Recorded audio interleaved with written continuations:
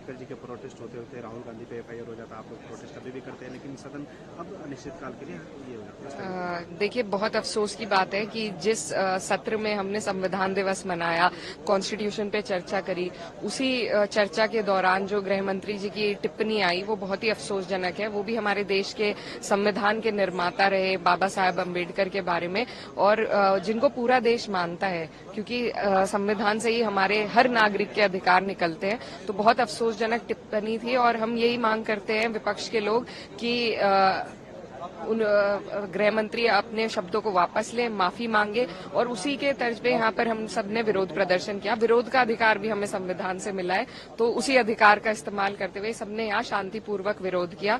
और जो झूठी बातें भाजपा फैला रही है कि इस तरीके से धक्का मुक्की हुई, हम लोग दोनों दिन प्रदर्शन में रहे और हमारे सामने ऐसा कोई भी हालात नहीं बने। हालांकि हमने ये तक देखा कि सभी सांसद अंदर जाते हुए एक कतार में अंदर गए हैं, तो व्यवस्था ठीक थी, शांतिपूर्वक थी।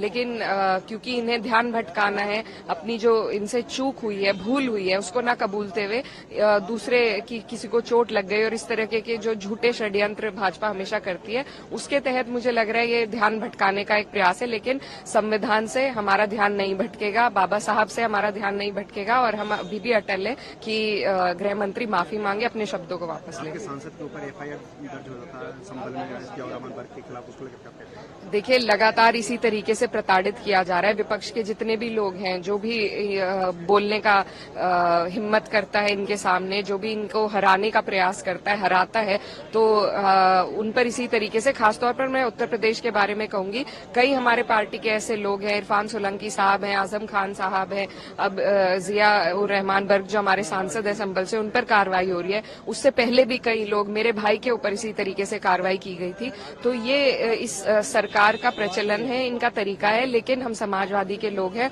और हम डरने वाले नहीं हैं, ना हम झुकने वाले हैं। हम हिम्मत से अपने लोगों की लड़ाई लड़ते रहेंगे। मोहन भागवत ने भी एक मंदिर मस्जिद को लेकर कहा है कि अभी ये देश में स्वीकार नहीं है। राम मंदिर के बाद कुछ लोगों को लगता है कि ये विवाद करके नेता बन सकते हैं, लेकिन ये गलत है। जी, पहली बार मैं उनकी बात से सहमत हूँ कि आज जो मांग है, वक्त की जो पुकार है, वो यही है कि हम लोग इन सब मुद्दों से ऊपर उठकर, जो हमारे बुनियादी मुद्दे हैं, जो डेवलपमेंट के मुद्दे हैं, जो हमारे देश की प्रगति के मुद्दे हैं, उन पर सभी लोग मिलकर काम करें, तभी हम आगे बढ़ पाएंगे। तो पहली बार उनकी बात से मैं सहमत हूँ। हालांकि ये सब उन्हीं की प्रयोगशाला से चला है, लेकिन चलिए, देर आए दुरुस्त आए।